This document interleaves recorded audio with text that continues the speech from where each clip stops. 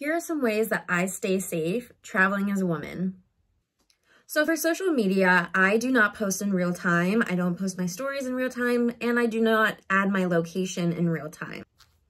So I do like to use local transportation. However, if I feel safer using things like Uber and Lyft, the great thing about them is that they do have emergency services, or you can share your location with a family and friend so that they know that you're going in a direction that you're supposed to go in and when you're being dropped off.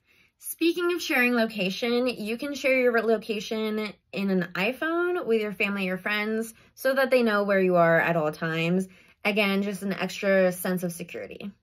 So for me, when I am traveling, I get to know the lay of the land, and I know where the bad parts are, the sketchy parts of the city that I'm going to be in. And also another thing is I do go out at night sometimes, usually with a buddy, but if I don't have anybody, I try not to go out past a certain amount of time. Just, you know, the sketchy people come out later at night.